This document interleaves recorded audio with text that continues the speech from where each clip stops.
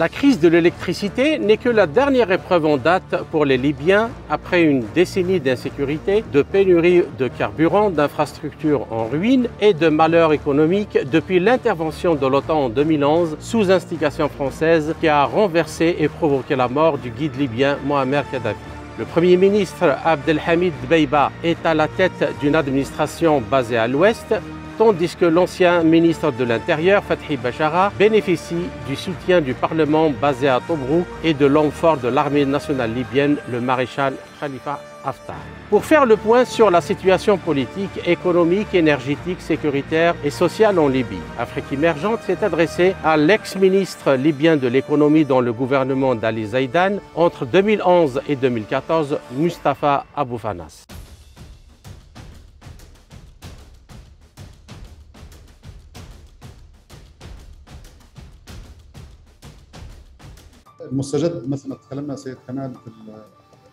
L'événement économique marquant en lien avec la situation politique de ces derniers jours en Libye est le changement qui a eu lieu à la tête de la Société nationale libyenne de pétrole, laquelle a vu également une refonte complète de son conseil d'administration. À cet effet, un décret du chef du gouvernement de Tripoli, Abdelhamid Dbeibah, a été rendu public et les passations de consignes entre l'ex-président du conseil d'administration de la Société nationale, Mustapha Sanallah, et son successeur ont effectivement eu lieu. Concernant les conséquences de cette décision, nous estimons que le timing de cette nomination est complètement inapproprié en raison de la crise et des divisions politiques entre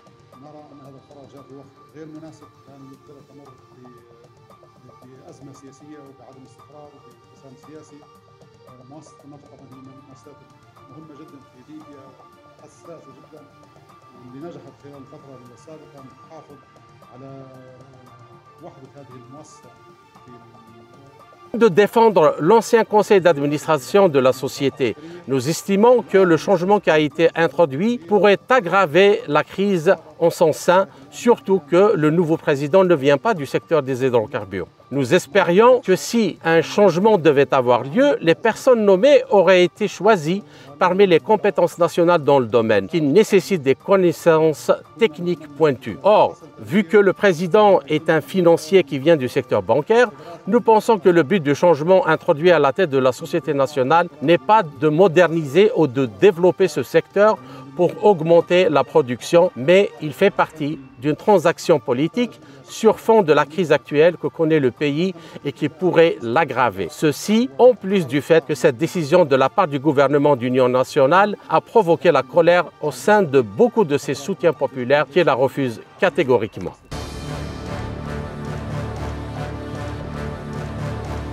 Pour ce qui est de la situation politique, le pays vit une crise qui dure depuis déjà 7 à 8 ans, depuis les accords de Srirat au Maroc. En effet, ces accords ont institué un partage du pouvoir entre les différentes parties du conflit libyen. Ce partage a permis l'apparition de deux blocs, l'un à l'est avec le Parlement de Tobrouk et l'autre à l'ouest avec le Conseil d'État, en plus de tous les gouvernements qui s'y sont succédés.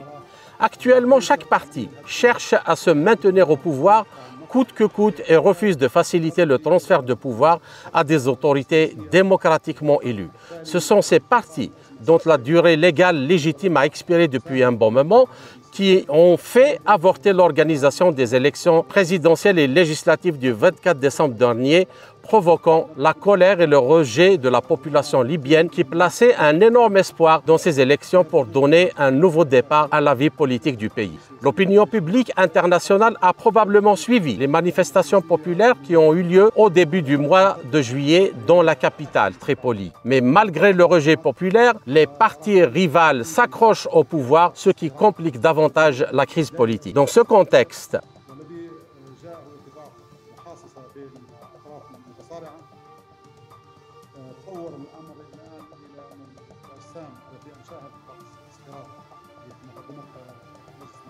sont ceux-là même qui font perdurer la crise, en excluant de fait la société civile et les personnalités politiques nationales capables d'apporter des solutions fédératrices et viables au service du peuple libyen avec l'appui des Nations Unies.